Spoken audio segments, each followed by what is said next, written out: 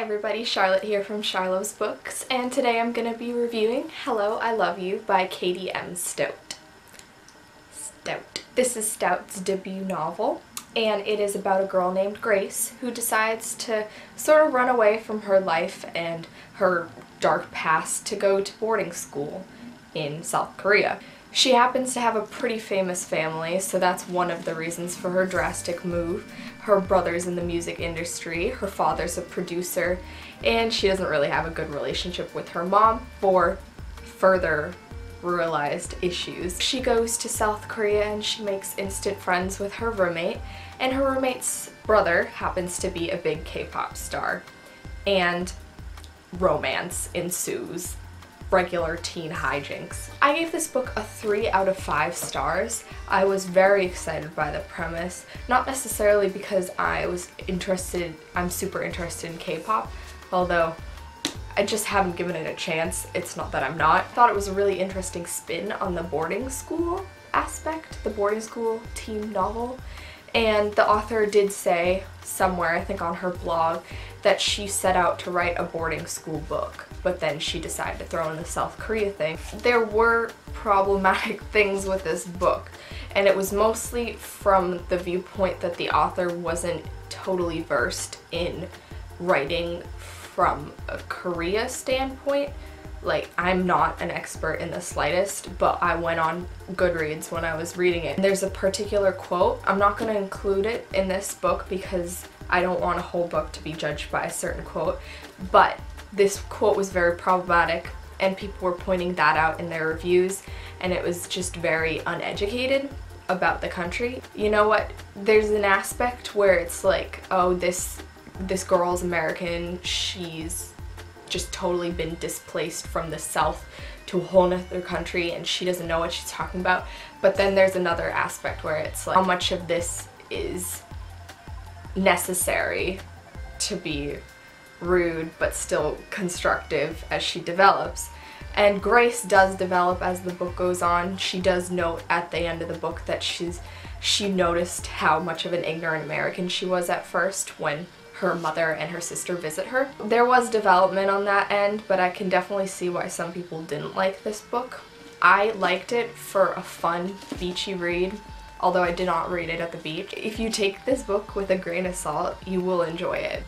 It is a unique romance for what it is. It's not exactly cookie cutter, although there were plot points that I predicted from like page 1. I literally thought that it was mentioned before in like a synopsis, and this I read generally not knowing much about it.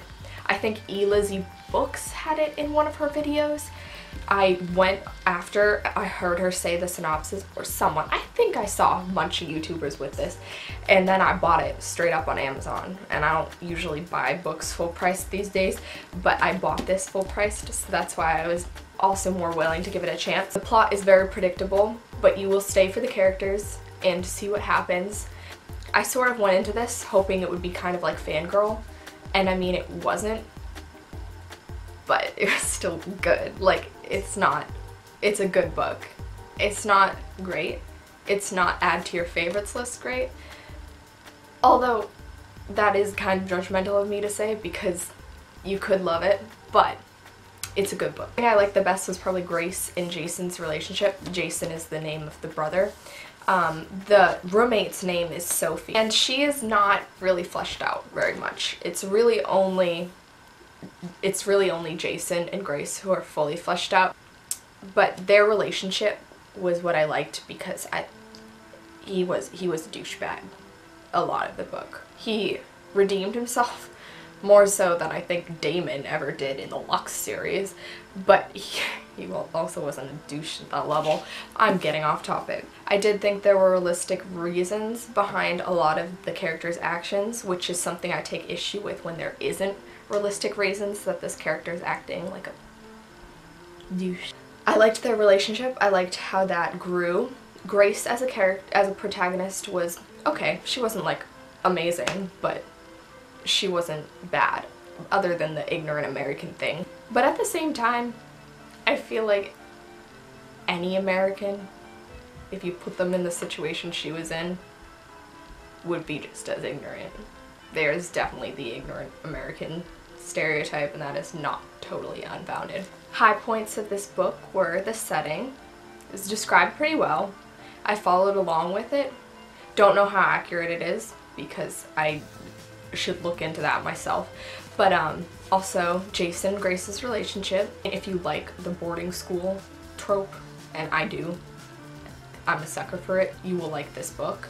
The cons of it were the things I mentioned with the ignorance. Honestly, that's like the only word to say. The cons were also that the side characters, literally all of the side characters, did not get very fleshed out. Like, Sophie has her own relationship going on with another band member, and it's mentioned like twice, and it's described a lot, but nothing happens more than that. All in all, this is a really good debut novel. I think she does have a good future ahead of her for this, and I mean, I guess the other con is the title, because you get it at the very end, but it's not a memorable title.